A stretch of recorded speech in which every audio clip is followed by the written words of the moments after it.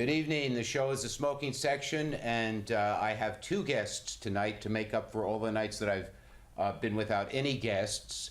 And we're very pleased to have Lanae Bennett and my good friend and fellow member of Cambridge Citizens for Smokers' Rights, Paul Neff. Welcome to the smoking section. Thank you for having me. And Lanae, we were very much trying to, get hold of you. Yes. Because Lanae had written this very, very cogent letter to Paul McDonald and his associate who run Levitt and Pierce Tobacco Shop. Can you remember any of the things that you, any of the points that you made? You made. Well, can you, the gist, go ahead. Well, give us the gist of the letter. I just get so passionate about the whole thing. It's like the battle over the Virginias is Shakespearean. It's so old, this battle over the Virginias. And the battle over tobacco, and it's a power struggle, and it's above and beyond anything that they're talking about with us. And it's something where they tell us these things, and it's irrational. Now, what do they tell us that you feel, specifically that you feel is irrational? I think that a lot of what they tell us is sensationalism. Truly, when they sit there and say secondhand smoke is bad for you, and yet they have cars that have that's exhausting and all this. They talk about smog alert. That's another pack of cigarettes just for you. And they talk about, what did you say? Smog alerts, and in various cities around the country. Oh, smog alerts. Yes, equivalent to yet another Yes, pack. and so it's like they're talking about me. Right. They're talking about me being a pollutant when it's like, right. Come on, look at. Well, it was big interesting because when we had 9/11 and the Twin Towers collapsed, the EPA said, and if you saw any of the photographs of Manhattan, the entire island was filled with this thick smoke that came from buildings that were built with asbestos and the like. Right. Yet the EPA said there was very little danger. Yes. In an official. It depends, because if you looked at like a workman's comp class code, a calcium limestone dust is just a nuisance dust. I see. Where right. granite is actually dangerous. You can actually die from a poisoning from cutting granite. Right. So it just depends on the type of pollutants. But yes, but what I'm talking about with smog is always there. It's always there. It's always from the pollutants of the public transportation and the cars. So why do you think this is the big question, and I'll ask this to you, Paul, because this is a question that people ask me all the time. What would be the motive of public health authorities and anti-smoking activists, the federal government, the World Health Organization? What would be the motive that they would have to try to eliminate tobacco from the world, which is what they are saying they're doing, if it's not to protect the public health and to save medical dollars? Right. Do you have any idea? You were asking Paul. That's a tough question, I think, right? No, not really. No, that's fine. I think it's not just one thing. It's sort of a perfect storm kind of thing, But Well, what do you mean by that, a perfect storm kind of thing? confluence or convergence of interests. Right. Like you start out with this group of fanatics that formed organizations. It's good to review the history of the whole thing, right? The Surgeon General's report was issued in 1964. Americans and other people processed that information and came to their own decisions, which didn't satisfy the government, so they issued warnings, Right. the warning label. Right. And then they took the ads off, and it made a dent, but they weren't satisfied.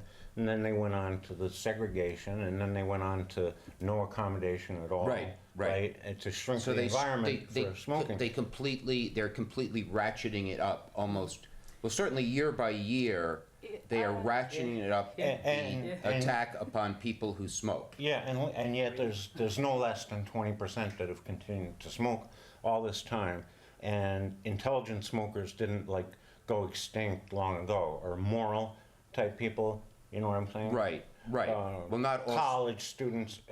A lot of people have started since 1964. I mean, when does starting designate you as an idiot or crazy? right after 64, my father said, anyone who would start smoking now after what we know is crazy. Right. And then the next generation started, and then Right. it was post, this warning and that Right. warning.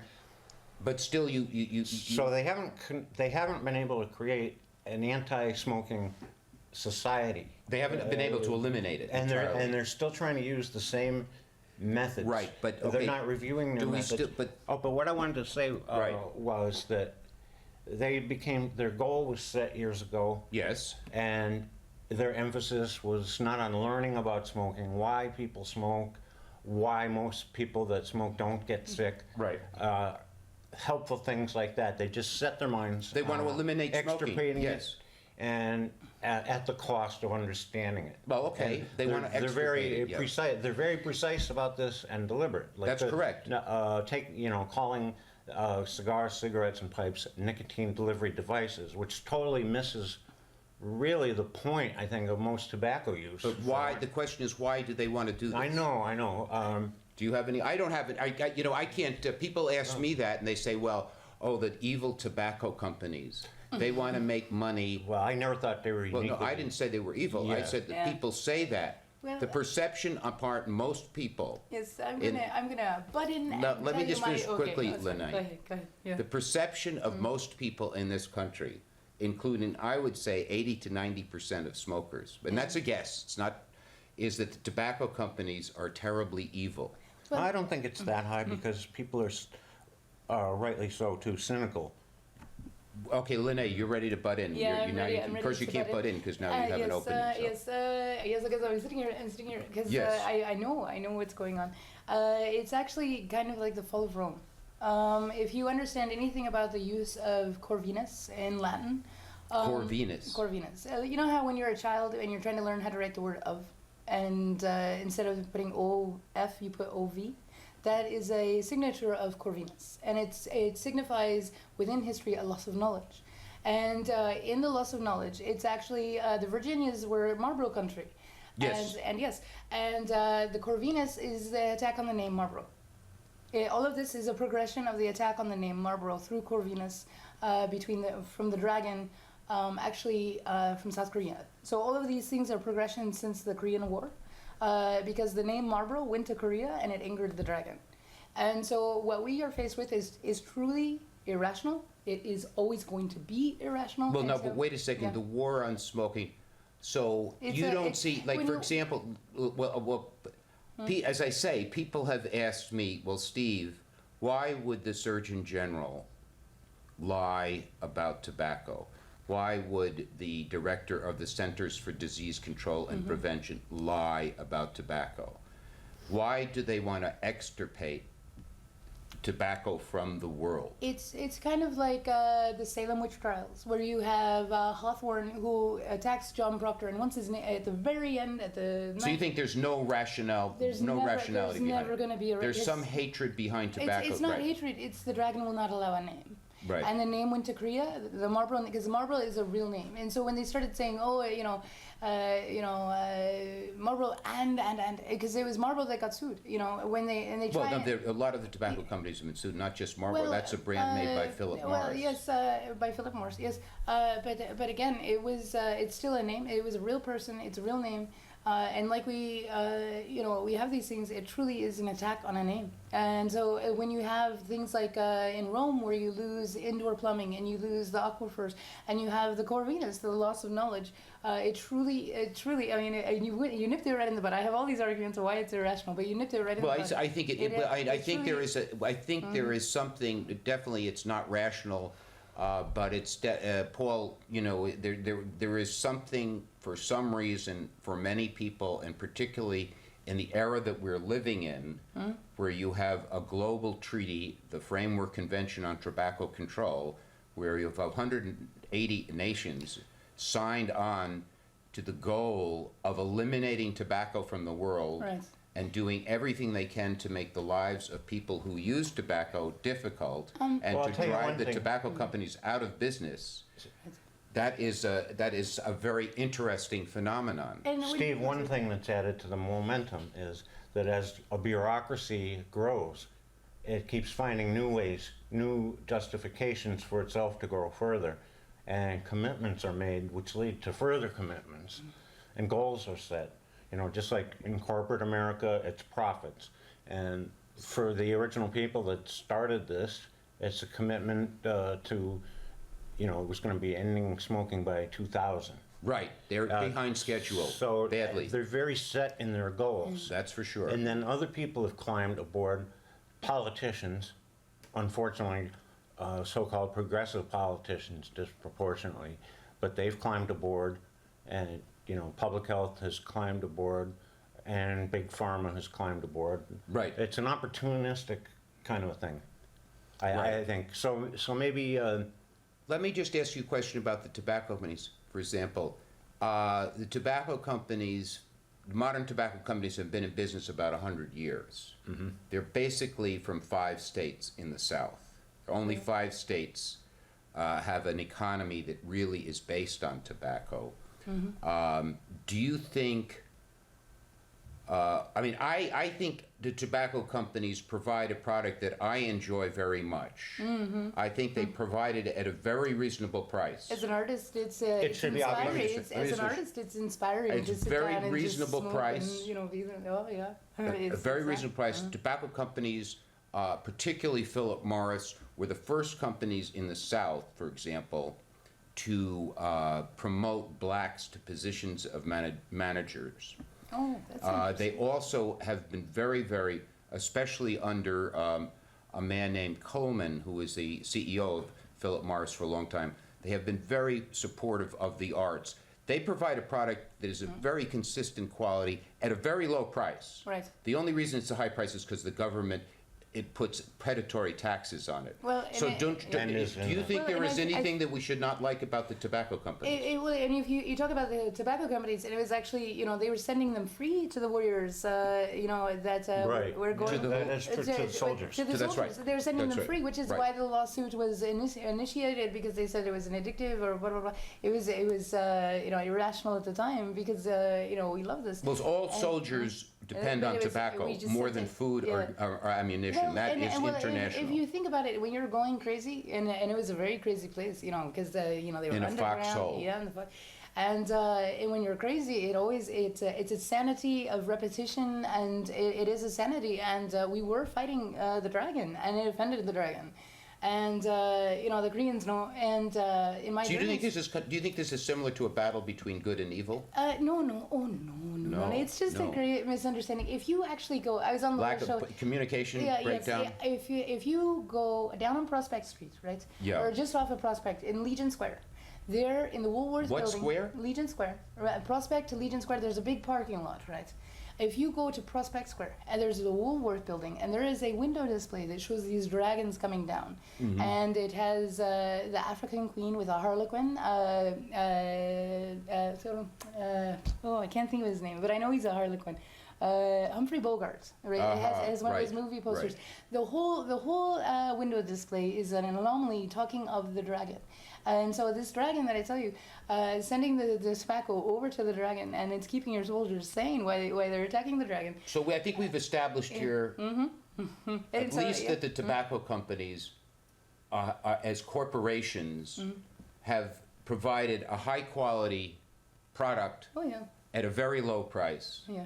and have done other things like support the arts, support really good charities, help to end racial segregation, right? So there is nothing we can be critical about the Right, tobacco and, companies, tobacco corporations that we know of, Yeah. that we have established right here. I think anybody would have to be awfully naive to think that, one corporate body is immoral and the rest are saints.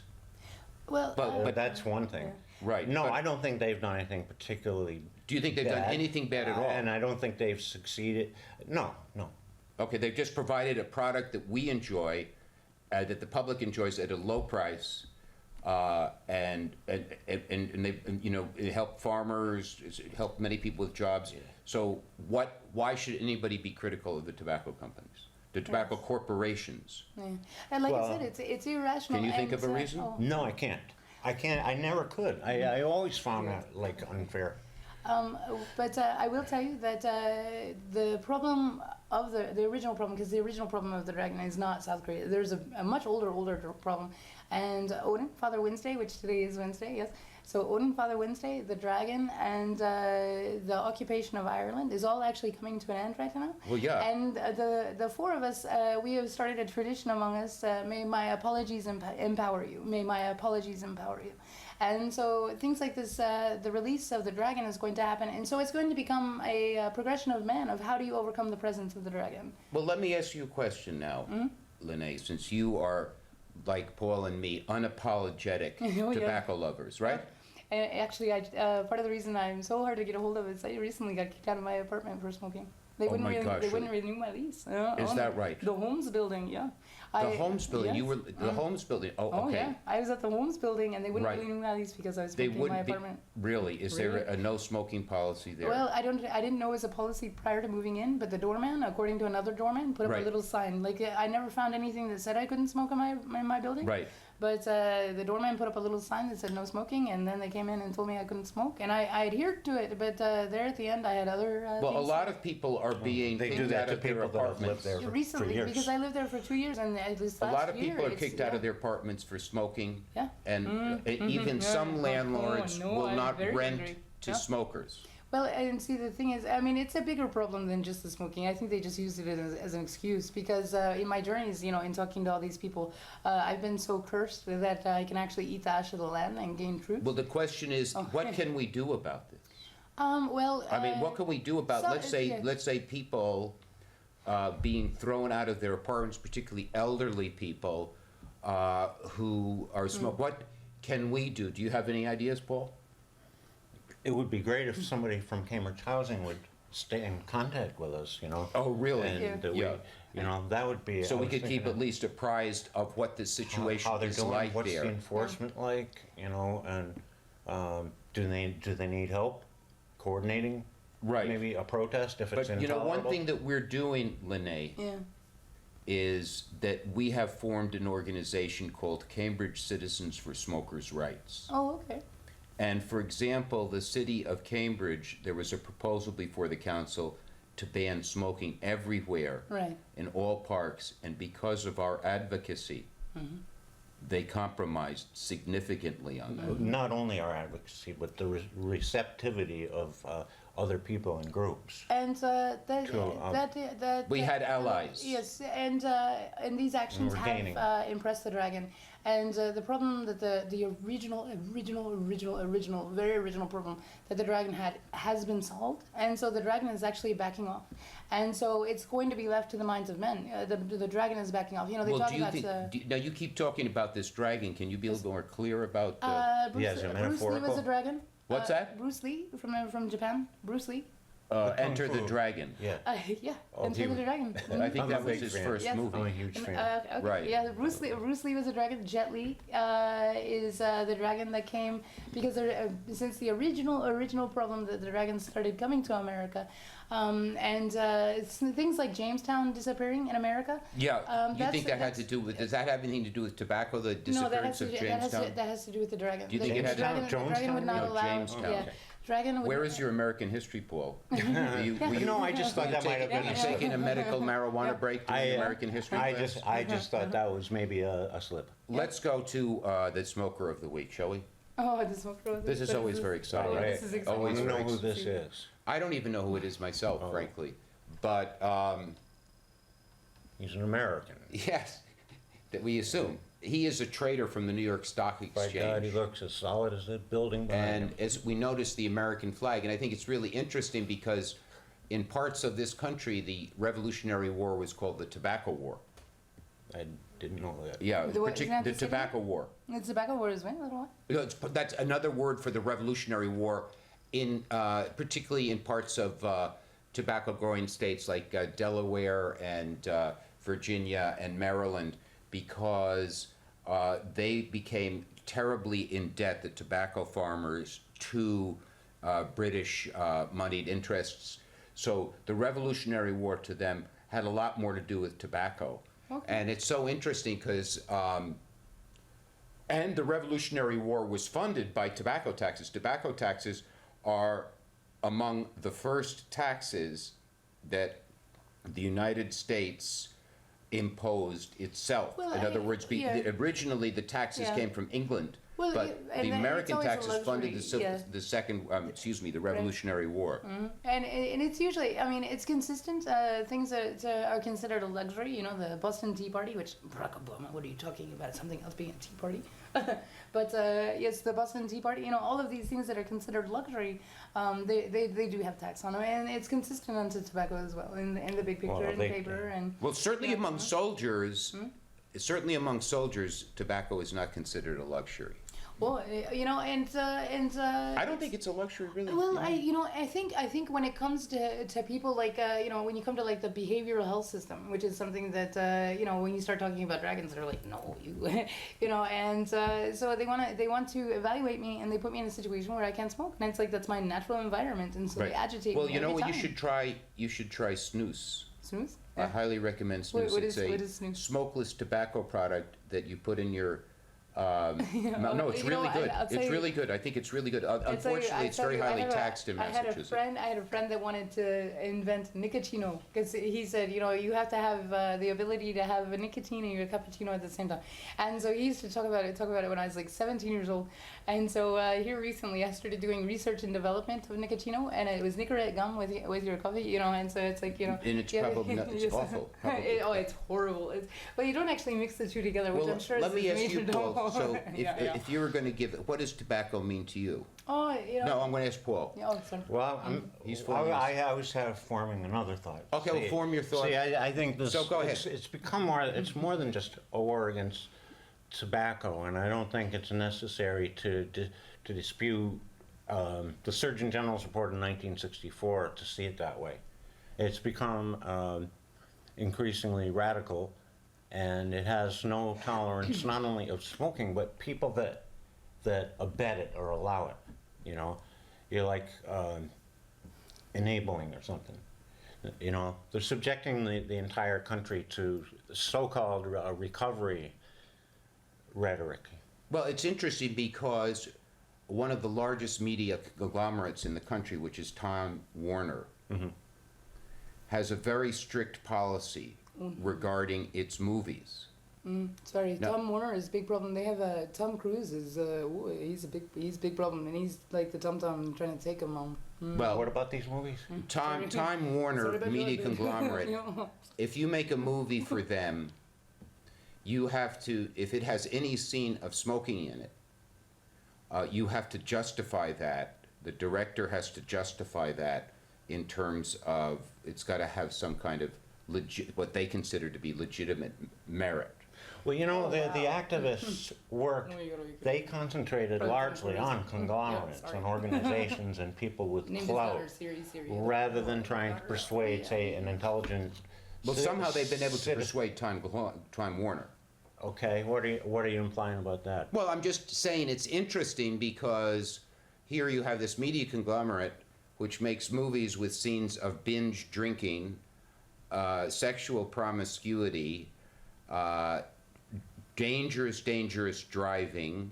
Yeah, I know, but you know, murders by the And again, dozens. it's just Yet an reflecting image of a irrational, tobacco, yeah. image of tobacco, the Time Warner is very strict about. But on the other hand, movie directors and movie actors and writers have been very uncooperative with the denormalization Certainly crusade. some of them. And I'm have. surprised. I think pretty soon we're going to see journalists refusing to bow to editorial policies that forbid so-called pro-smoking speech. Well, I don't think there are any editorial policies in any of the newspapers that forbid pro Well, tobacco speech. I've never read an article by a journalist, except, actually, what's his name, Mark Levy? The guy with the Cambridge, Well, see, Oh, that Cambridge fellow. Day. His thing was good, but like it's only been recently that I've seen things that really seriously attack the ban smoking movement, and I haven't seen anything that questions the logic of the whole crusade. I haven't seen any, you know. No, I have. Where? New York Post, for example. Really? Yeah, sure. Patrick Buchanan has been very critical. I haven't seen him critical in a long time, but he has been very critical. Well, good. In any case, I predict that they will. It's not. I mean, certainly Howie Carr on WRKO You're at right, times has been very critical. Certainly, but no progressives, and I'm surprised about that. and certainly Z Magazine did run. well, and certainly, what's his name that Emily put in the Facebook post? You know, what's his name?